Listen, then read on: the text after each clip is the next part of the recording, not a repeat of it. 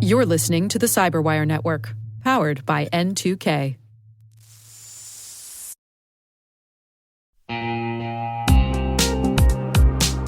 Hey everybody, Dave here. I've talked about Delete Me before, and I'm still using it because it still works. It's been a few months now, and I'm just as impressed today as I was when I signed up. Delete Me keeps finding and removing my personal information from data broker sites, and they keep me updated with detailed reports, so I know exactly what's been taken down. I'm genuinely relieved knowing my privacy isn't something I have to worry about every day. The Delete Me team handles everything. It's the set it and forget it peace of mind. And it's not just for individuals. Delete Me also offers solutions for businesses, helping companies protect their employees' personal information and reduce exposure to social engineering and phishing threats. And right now, our listeners get a special deal, 20% off your Delete Me plan. Just go to joindeleteme.com/N2K and use promo code N2K at checkout. That's joindeleteme.com/N2K, code N2K.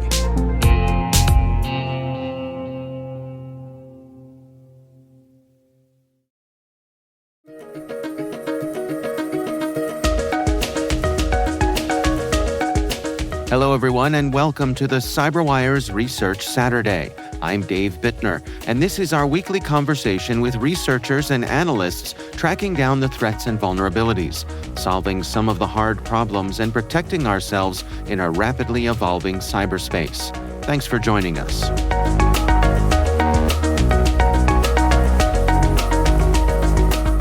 Well, we've been tracking Scattered Spider for a number of years now. We refer to them internally as KTA 243. We track it more as a associated group of individuals that tend to use social engineering. And we've been tracking them since about at least 2023. But this year, they've obviously made quite a bit of a splash, especially here in the UK, with their attacks on UK retail. And since then, moving on to the insurance industry and most recently, the aviation sector as well. That's George Glass, Associate Managing Director of Kroll's Cyber Risk Business. The research we're discussing today concerns Scattered Spider and their targeting of insurance companies.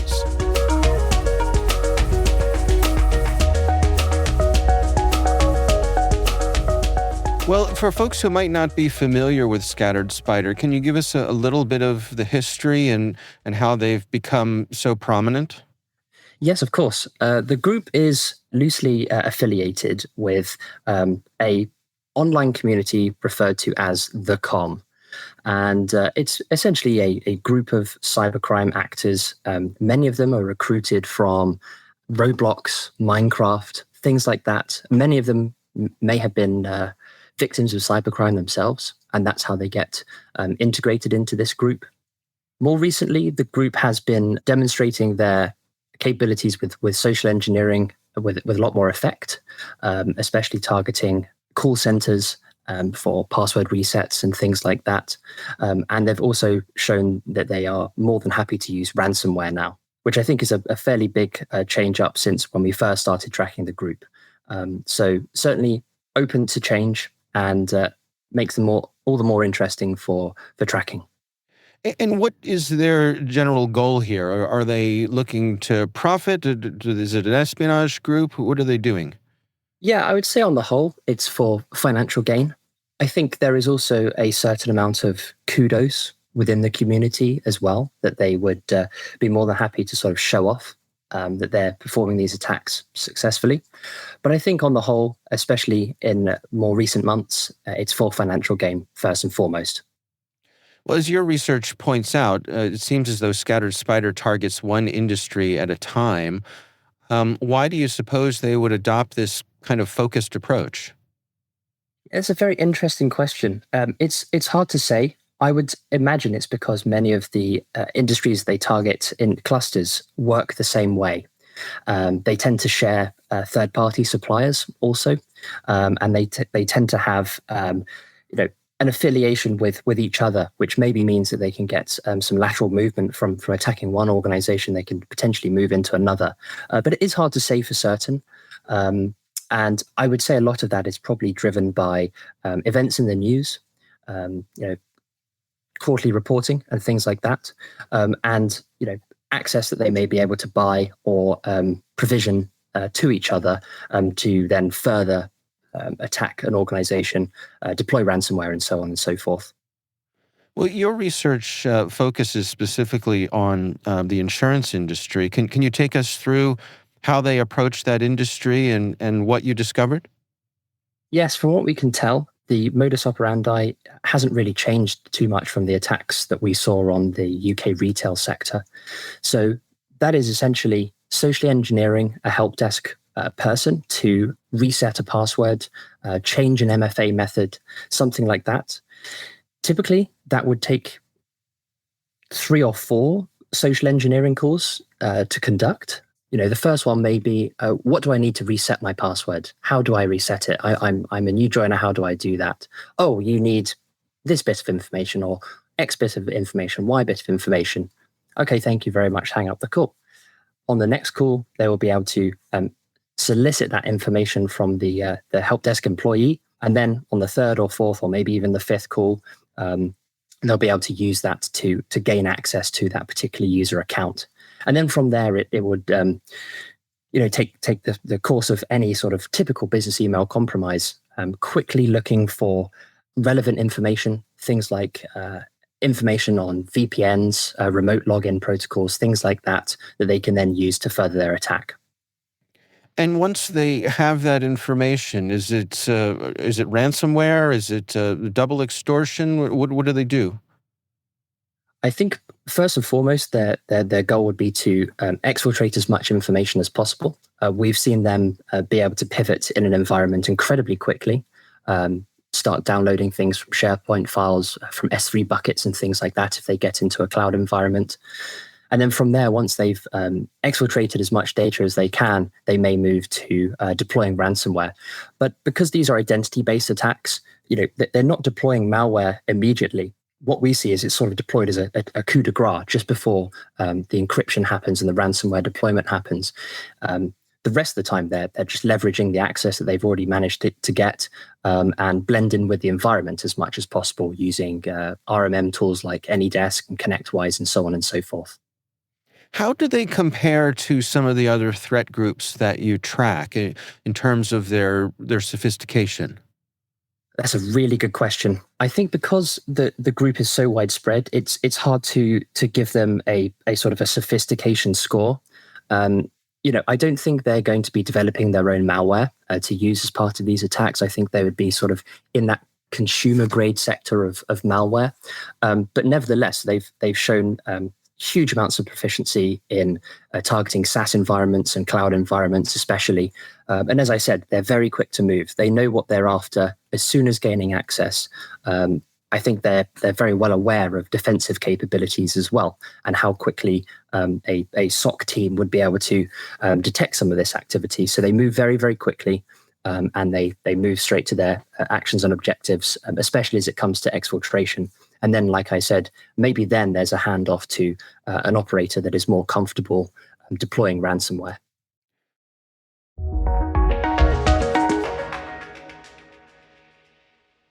We'll be right back. Did you know Active Directory is targeted in 9 out of 10 cyber attacks? Once attackers get in, they can take control of your entire network.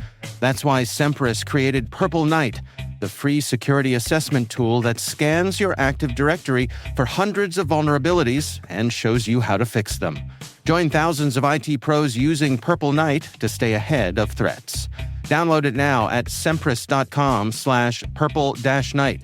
That's sempris.com/purple-knight.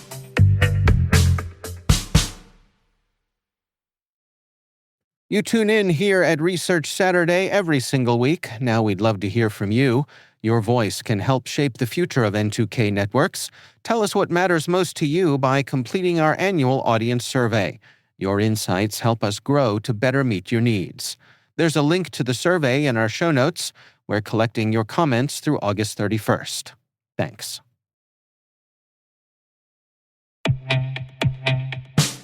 Krogel is AI built for the enterprise SOC, fully private, schema-free, and capable of running in sensitive air-gapped environments. Krogel autonomously investigates thousands of alerts weekly, correlating insights across your tools without data leaving your perimeter. Designed for high availability across geographies, it delivers context-aware, auditable decisions aligned to your workflows.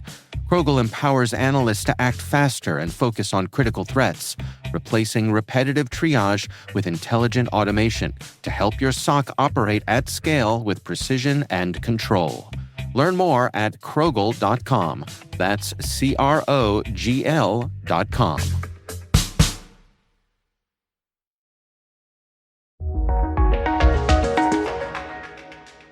What do we know about the group themselves? I mean, I've seen that they refer to themselves as a cartel. What does this mean in the cybercrime context?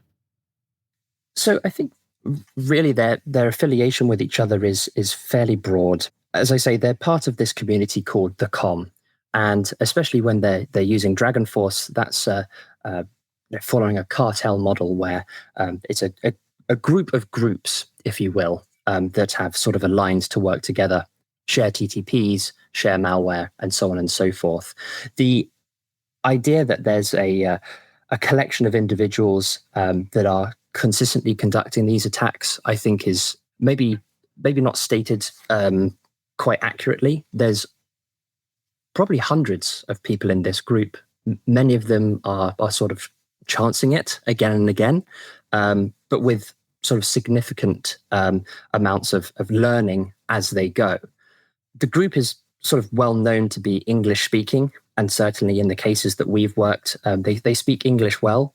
I wouldn't say that they were native English speakers, but of course there's been some arrests attributed to the Scatter Spider group that are British nationals, US nationals, Canadian nationals. So I think that just goes to sort of underline the fact that there's a very widespread group of individuals, many of them young men, and they have a fairly wide range of capabilities. You mentioned that you wouldn't expect to see them developing their own tools. What sort of tools are they using? On the whole, they're using commodity malware when they do need to use malware. So that would be things like information stealing malware, like Luma Stealer or StealC. But mostly they're living off the land, using things like PowerShell if they do need to touch an endpoint, and using commercial remote access tools, things like AnyDesk, ConnectWise, Screen Connect. All of those tools actually allow them to evade detection a lot easier because they would understand what tools are already deployed in the environment, and they would know what would look abnormal and what would look potentially normal to a defender. So on the whole, they leverage the tools that are already there, and they would leverage the identity that they have access to target cloud and SaaS environments very, very quickly. Pilfering things from Slack messages, email inboxes, and as I mentioned before, S3 buckets and so on. Your research focuses on the insurance industry, and we've seen recent reports that perhaps Scattered Spider is now targeting the airlines. I'm curious, based on the information you gathered and the insights that you have looking at their focus on the insurance industry, what would your recommendations be for other industries if they find themselves the focus of Scattered Spider's efforts? So there's a few recommendations that I think are more to do with hardening an environment first. Namely, first of all, that's going to be talking to your help desk staff. I want to be really clear. A lot of the time, help desk staff are just trying to be helpful, Yeah. But there's a policy to be followed, and monitoring that policy is kept to and adhered to is very, very important, because that's typically the first way that Scatter Spider would try to gain initial access. That training also follows for general users. The group has a wide array of techniques that they can use to change a multi-factor method or phish someone for credentials. So again, training employees to be aware of what those signs of attack look like so that they can be reported. And then thirdly, being able to detect that activity as well. things like identifying token theft, identifying when someone has clicked a phishing link and has potentially submitted their credentials and things like that. Those would definitely be the places that I would start. You mentioned that we've seen Scattered Spider attract the attention of law enforcement. There have been some arrests. Do we suspect that this is going to have an effect on their overall operations here, or is it the kind of group that seems to be able to evolve and continue operating? In our research, I don't think that we've identified sort of kingpins or direct leaders, but there are certainly what are referred to in the community as alders that have a lot of knowledge. They're very skilled, and they would sort of proliferate that knowledge to the rest of the teams.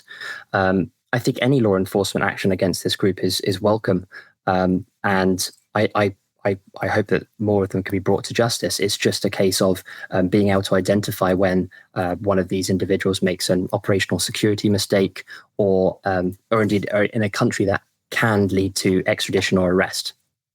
Yeah, it's interesting to me how you describe them as being kind of diffuse. It's a lot of people with loose affiliations. Yes, sir. Yeah, absolutely. I think CrowdStrike did a good job on the naming there. The scattered in Scattered Spider, I think, refers to that. It's an interesting sort of additional movement, like Anonymous was back in the day. It's easy to say that you're part of Anonymous because it's an anonymous group of individuals. I think the community in Scattered Spider is more closely knit than that, but certainly not as tight as other threat groups that we would track, which have very consistent TTPs. And you can do attribution to a certain individual a lot of the time. That's not always possible with Scattered Spider, and I think a lot of the reporting is mostly being attributed to the TTPs that are being observed rather than individuals that they know are behind the attacks.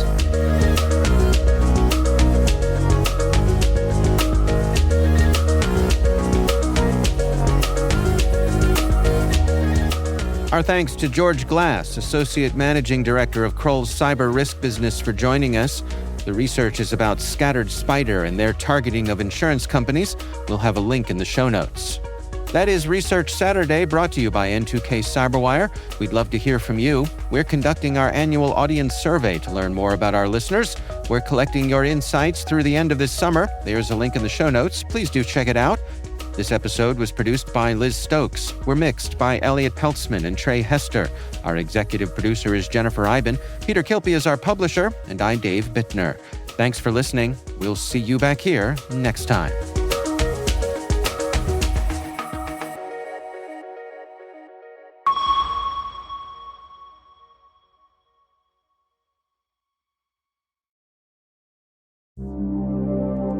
Hi, Kim Jones here.